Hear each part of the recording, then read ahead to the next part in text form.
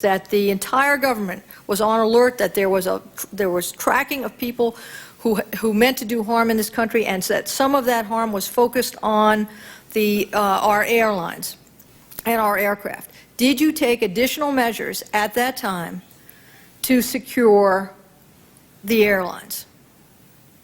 Did not impose, that I recall, additional specific measures. You did not? Not that I recall. I may be wrong about that. In the spring and summer of 2001, when, as our briefings and our testimony to us have indicated, the hair of the intelligence community was on fire, given the nature of the warnings that we were getting. Not specific as to what would happen, but that something was about to happen. A, were you aware of those warnings? And I guess you were gone by then, is that right, Admiral Flynn? So I'll put that question to Director Mano. Were you aware of that state of affairs? Yes, and as I said, we also issued information circulars regarding those. Did you advise or advocate any further steps than issuing the directives or security circulars that you issued? Again, the role of intelligence is to provide the intelligence and not to direct or make specific security recommendations. Federal Aviation Administration within the Department of Transportation have been vested by Congress with the sometimes conflicting mandate of regulating the safety and security of U.S. civil aviation while also promoting the civil aviation industry. The FAA had a security mission to protect the users of commercial air transportation against terrorism and other criminal acts. In the years before 9/11, the FAA perceived sabotage as a greater threat to aviation than hijackings. First, no domestic hijacking had occurred in a decade. Second, the commercial aviation system was perceived as more vulnerable to explosives than to weapons such as firearms. Finally, explosives were perceived as deadlier than hijacking and therefore of greater consequence. In 1996, a presidential commission on aviation safety and security, chaired by Vice President Al Gore, reinforced the prevailing concern about sabotage and explosives on aircraft. The Gore Commission also flagged as a new danger the possibility of attack by surface-to-air missiles. Its 1997 final report did not discuss the possibility of suicide hijackings. The FAA set and enforced civil aviation security rules, which airliners and airports were required to implement. The rules were supposed to produce a layered system of defense. This meant that the failure of any one layer of security would not be fatal, because additional layers would provide backup security. But each layer relevant to hijackings, intelligence, passenger pre-screening, checkpoint screening, and onboard security was seriously flawed prior to 9/11. Taken together, they did not stop any of the 9/11 hijackers from getting on board 4 different aircraft at 3 different airports. The FAA's policy was to use intelligence to identify both specific plots and general threats to civil aviation security so that the agency could develop and deploy appropriate countermeasures. The FAA's 40-person intelligence unit was supposed to perceive a broad range of intelligence data from the FBI, CIA, and other agencies so they could make assessments about the threat to aviation. But the large volume of data contained little pertaining to the presence of activities of terrorists in the United States. For example, information on the FBI's effort in 1998 to assess the potential use of flight training by terrorists and the Phoenix electronic communication of 2001 warning of radical Middle Easterners attending flight schools were not passed to FAA headquarters. Several top FAA intelligence officials called the domestic threat picture a serious blind spot. Moreover, the FAA's intelligence unit did not receive much attention from the agency's leadership. Neither Administrator Jane Garvey nor her deputy routinely reviewed daily intelligence, and what they did see was screened for them. She was unaware of a great amount of hijacking threat information from her own intelligence unit, which, in turn, was not deeply involved in the agency's policymaking process. Historically, decisive security aviation took place only after a disaster had occurred or a specific plot had been discovered. The next aviation security layer was passenger pre-screening. The FAA directed air carriers not to fly individuals known to pose a threat to civil aviation. But, as of 9/11, the FAA's no-fly list contained the names of just 12 terror suspects, including 9/11 mastermind Khalid Sheikh Mohammed. Even though government watch lists contained the names of many thousands of known and suspected terrorists, this astonishing mismatch existed despite the Gore commissions having called on the FBI and CIA 4 years earlier to provide terrorist watch lists to improve pre-screening. The longtime chief of the FAA's Civil Aviation Security Division testified that he was not even aware of the State Department's tip-off list of known and suspected terrorists, some 60,000 names before 9/11, until he heard it mentioned during the Commission's January 26, 2004 public hearing. The FAA had access to some tip-off data, but apparently found it too difficult to use.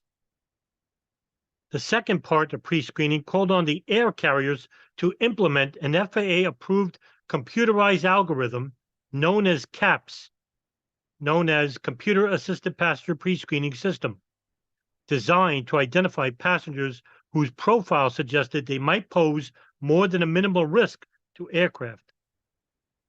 Although the algorithm included hijacker profile data, at that time, only passengers checking bags were eligible to be selected by CAPS for additional scrutiny.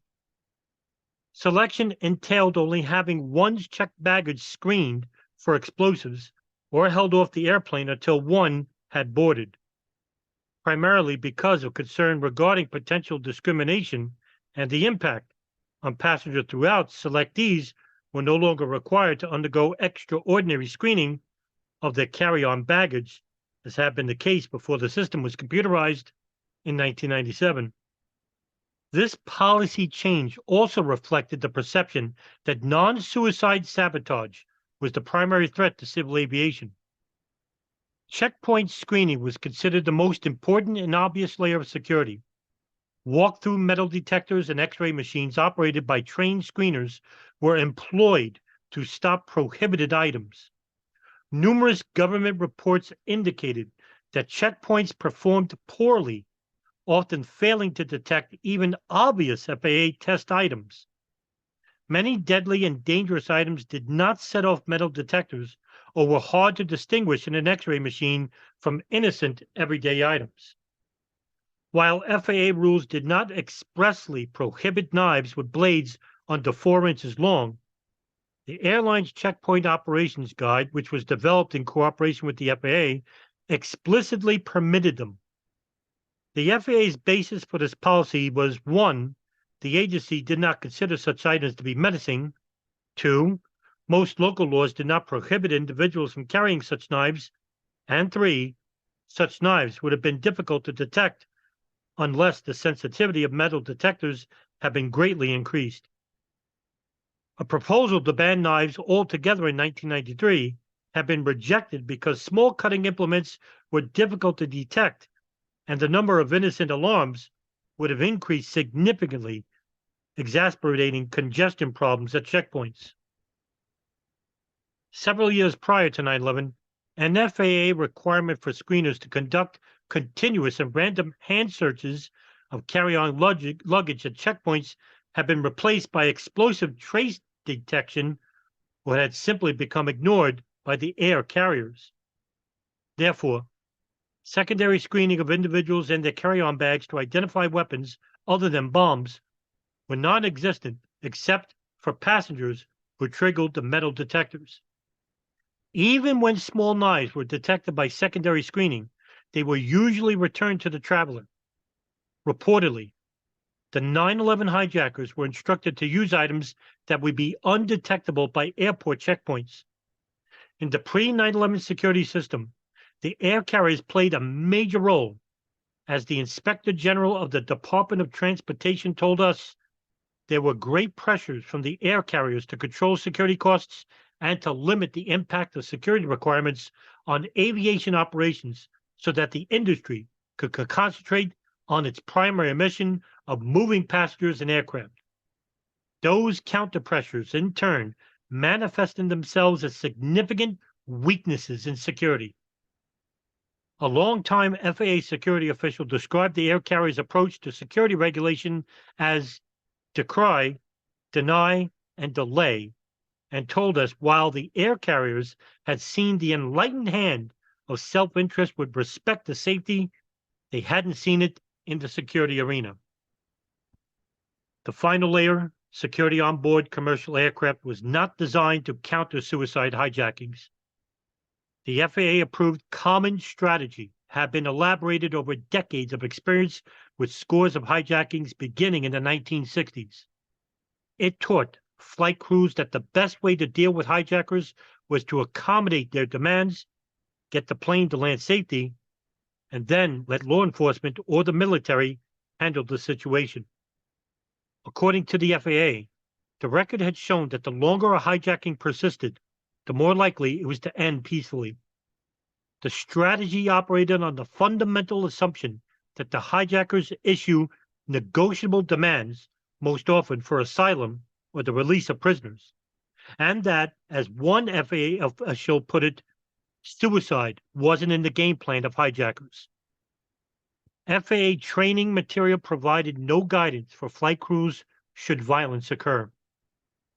This prevailing common strategy of cooperation and non-confrontation meant that even a hardened cockpit door would have made little difference in the hijacking.